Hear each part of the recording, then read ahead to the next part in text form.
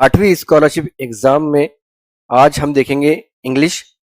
और इंग्लिश का आज का हमारा चौथा वीडियो है और आज का टॉपिक है वर्ड फॉर्मेशन।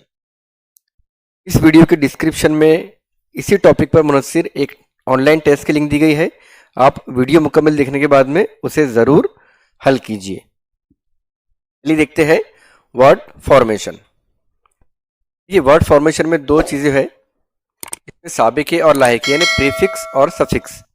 साबिके यानी प्रीफिक्स जो पहले लगाए जाते हैं किसी वर्ड के, और लाहिके यानी सफिक्स जो बाद में लगाए जाते हैं। यहाँ पे कुछ मिसाल हमारे पास में है प्रीफिक्स की। देखिए, happy, able, honest, healthy, literacy, ये प्रीफिक्स के एग्जाम्पल है। अगर इनका प्रीफिक्स करना है हमें तो देखिए कुछ ऐसा आएगा। हैप्पी का बनेगा अनहैप्पी, एबल का बनेगा अनएबल, ऑनेस्ट का बनेगा डिसऑनेस्ट, हेल्दी का बनेगा अनहेल्दी, और लिटरेसी का बनेगा इलिटरेसी। यहाँ देखिए गौर करने की कुछ बातें हैं। ये अन लगा दिए हमने किसी वर्ड के पहले, तो इसे तो हम सब प्रीफिक्स कहते हैं। और ये बन गया अनहैप्पी, यानी इसका मीनिंग भी चेंज हो गया। जैसा एबल का अनएबल बन गया, ऑनेस्ट का डिसऑनेस्ट, हेल्दी का अनहेल्दी, और लिटरेसी का इलिटरेसी, यानी ये अन, डिस, इल और इसी की तरह और कुछ आते हैं।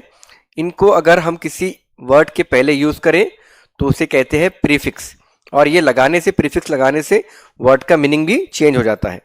अभी देखते हैं सफिक्स। यहाँ कुछ एग्जांपल लिया है उन्होंने। Manage, care, happy, protect, make. देखिए मैनेज के बाद में अगर हमने यूज किए मेंट, मैनेजमेंट हो गया। केयर का केयरफुल, हैप्पी, हैप्पीनेस। देखिए हैप्पी यहां भी यूज हुआ था।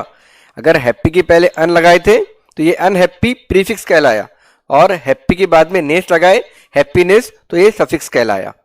प्रोटेक्ट, प्रोटेक्शन, मेक, मेकिंग, और बहुत सारे आते हैं। ये इसे एग्जाम्पल लिया हूं मैंने। देखिए मैनेज के बाद में हमने मेंट लगा दिए, मैंने ब्लैक भी किया हो ताकि आप समझ सके, तो ये बन गया मैनेजमेंट। और ये इस तरह के वर्ड कहलाते हैं सफिक्स, यानी बाद में कुछ लगाने से वो वर्ड में चेंज आता है उसके मीनिंग में। Care, careful, happy, happiness, protect, protection, make, making.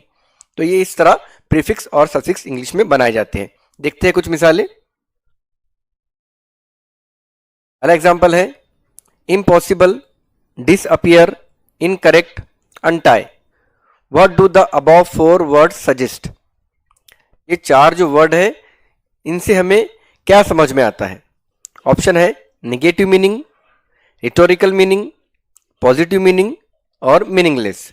तो हमें हमारी वोकैबुलरी को बढ़ाना होगा और हमें ऑप्शन के मानी भी पता होना चाहिए और क्वेश्चन के मानी भी पता होने चाहिए। अब क्वेश्चन के मानी तो हमें पता हो गया अभी कि ये चार जो वर्ड्स है इनसे हमें क्या समझ में आता है। ऑप्शन है निगेटिव मीनिंग। निगेटिव मीनिंग यानी जिद, उलट। रिटोरिकल मीनिंग यानी किसी का बयान, कोई बयान हमें समझ में आ रहा है, कोई बयान अखज़ हो रहा है उससे। पॉजिटिव मीनिंग यानी मुस्बित मानी उसके, और मीनिंगलेस यानी जिसका कोई मानी नहीं होता। तो यहाँ देखिए इम्पॉसिबल, पॉसिबल के पहले इम लगाए तो इम्पॉसिबल हो गया। डिसअपियर, अपियर के पहले डिस लगाए तो डिसअपियर हो गया, यानी गायब। पॉसिबल यानी जो काम हम कर सकते हैं, जो हमारे बस में हो, और इम्पॉसिबल जो हमारे बस में ना हो। इनकरेक्ट, करेक्ट के पहले इन लगाए, करेक्ट यानी सही, इनकरेक्ट यानी गलत। अनटाई, टाई यानी बांधना, अनटाई यानी उसको खोलना।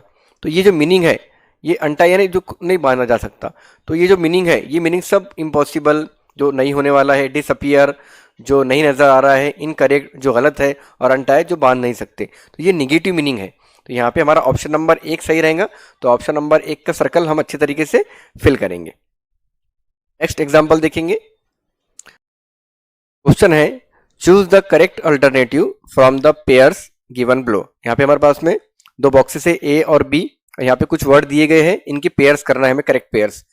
पहले पढ़ लेते हैं। Luke, green, street, hot, water, warm, house, play. अब ल्यूक का क्या बनेगा, वार्म। ल्यूक वार्म, ये पेयर सही है। Green, green house, green house की ये पेयर सही है। स्ट्रीट, स्ट्रीट प्ले ये पेयर सही है। और हॉट वाटर ये पेयर सही है, यानी पहले का बी। अब पहले हम देख लेते हैं हमारे ऑप्शन में पहले का बी कहाँ कहाँ दिया गया है। ऑप्शन नंबर 1 में बराबर है, पहले का बी है। 2 में पहले का सी है, तो ये ऐसा ही ऑप्शन नंबर 2 गलत हो गया। ऑप्शन नंबर 3 में पहले का ए है, ये भी रॉन्ग आंसर है। और ऑप्शन नंबर 4 में पहले का डी है, ये भी रॉन्ग आंसर है। तो हमारा करेक्ट आंसर ऑप्शन नंबर 1 है। फिर भी हम हमारा आंसर पूरा टैली करेंगे। दूसरे का सी है क्या? दूसरे का सी ग्रीन हाउस करेक्ट। तीसरे का डी है क्या? तीसरे का डी स्ट्रीट प्ले करेक्ट। चौथे का ए है क्या? हॉट वाटर, बिल्कुल सही। हमारे यहाँ पे चारों पेयर्स जो है बराबर जोड़ियां लगाई गई है इसमें, तो हमारा ऑप्शन नंबर 1 सही रहेगा। हम ऑप्शन नंबर 1 का दायरा अच्छे तरीके से फिल करेंगे। एक और क्वेश्चन देखते हैं। Choose the correct option which does not have prefix.